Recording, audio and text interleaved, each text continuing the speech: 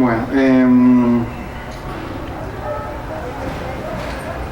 una de esas, una de esas instituciones que surge como solución sería Asobec, si mal no entiendo.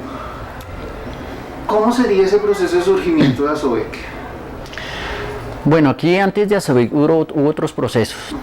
Aquí hubo en el 80-85 alrededor de 6 organizaciones que tenían diferentes temas de trabajo.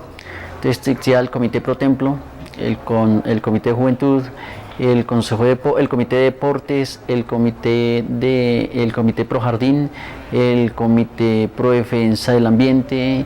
Entonces los jóvenes tomaban como su alternativa y su decisión de decidir en cuál participaban. Que se hayan mantenido hasta ahora y es un ejercicio de que sea muy bien reconocido es Asobec en la medida de que es el único de aquí del barrio como que represente a los jóvenes como tal.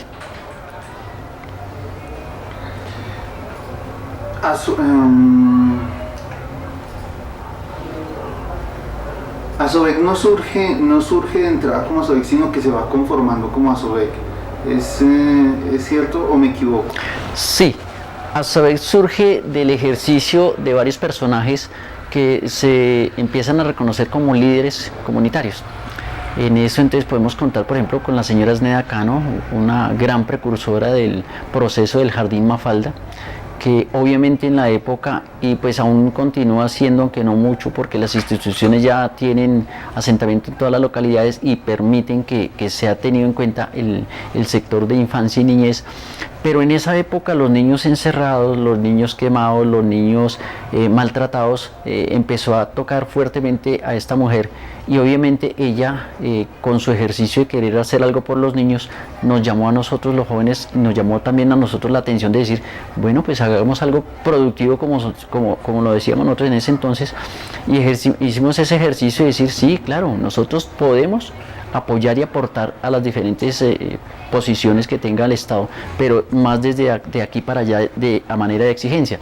Entonces se crea el jardín, se crea también otros proyectos con la ayuda de un padre alemán que se llama Peter Musto, con el proceso de un taller de telares, una panadería, una zapatería, la casita estudio y el jardín y obviamente la biblioteca.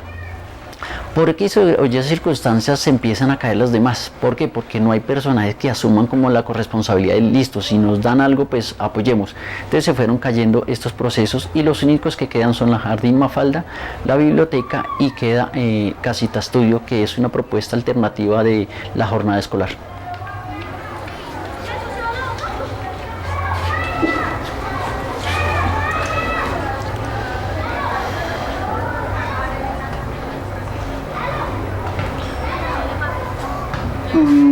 Hablemos un poco de Sneda Cano, de su vida, de su obra, de su lucha, de sus problemas, de la inspiración para hacer posible toda esta obra. Bueno, yo creo que para hablar de Sneda Cano no solo haría falta tiempo, sino que conocerla a ella también es haber estado al lado de ella, trabajando hombro a hombro en las diferentes situaciones que ella pues proponía, pero que también eran necesidades básicas del sector. Ella viene hacia el año 70 como una de las habitantes más. Ella pues, vendía chance en el sector de las colinas, era muy inquieta, iba a reuniones de la iglesia, iba a reuniones de la junta, iba a reuniones de las madres comunitarias, se movía mucho. Entonces esta mujer con su afán, porque siempre fue como muy centrado el afán en que los niños merecían como tenerlos muy en cuenta, ella se hizo ese propósito firme y fue cuando nos cogió a nosotros y era capaz de pararse en la mitad de la calle donde nosotros jugábamos fútbol y no nos dejaba jugar hasta que nos decía, ¿ustedes qué hacen aquí perdiendo el tiempo? Hagan algo productivo. ¿Y ese productivo qué era? Era el proceso Jardín Mafalda, que nos enorgullece a muchos de los que estuvimos en ese proceso, pero que ahora a veces nosotros nos lamentamos en medida de que ya llega la institucionalidad y colocan una serie de normas y de cosas, y mucha gente no puede seguir participando porque, por ejemplo, no son profesionales, el espacio se tiene que ubicar de acuerdo a unas normas, entonces cambian las connotaciones y obviamente muchos de esos líderes que estuvimos ahí ya no estamos. sí seguimos apoyando porque es una causa que es justa y que ha sido benéfica para muchas familias y muchos niños. ¿Cómo fueron esos primeros tiempos? ¿Cómo fue el trabajo en el jardín? En esa época, ¿cómo era la situación acá? Bueno, era dura en la medida en que, por ejemplo, nosotros, la mayoría de los chicos de sectores de bajos recursos, lo que aprendemos primero a estudiar hasta quinto de primaria y a partir de ahí es a trabajar. Entonces, ¿en qué trabajamos? Construcción, en zapatería, que eso popula mucho por acá, y otras especies de trabajo. Pero a la par, quienes correspondíamos a un ejercicio social, que eso nace antes de que se haga, sino que nace, es listo, vamos a seguir apoyando las causas que nos llaman la atención. Entonces nosotros salíamos de los trabajos y nos veníamos al jardín, por ejemplo, Mafalda, a cuidar de noche. Entonces nosotros colchonetas y nos quedábamos 3 o 4 cuidando las pocas cosas que tenía el jardín. Entonces ya quién sabe de construcción, bueno, entonces armemos una piecita, armemos los baños para los niños y empezamos así como artesanalmente a hacer cosas con respecto a ese crecimiento.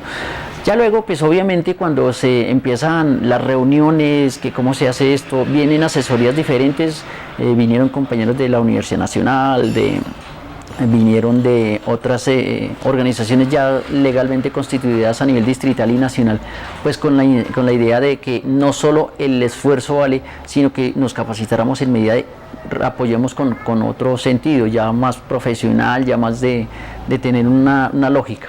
Entonces, los que estábamos trabajando de alguna manera en algunas empresas, pues no podíamos, entonces los que sí estaban de tiempo completo fueron los que aprovecharon esa capacitación y aún se mantienen algunos de ellos ahí, y eso es de valerlo también.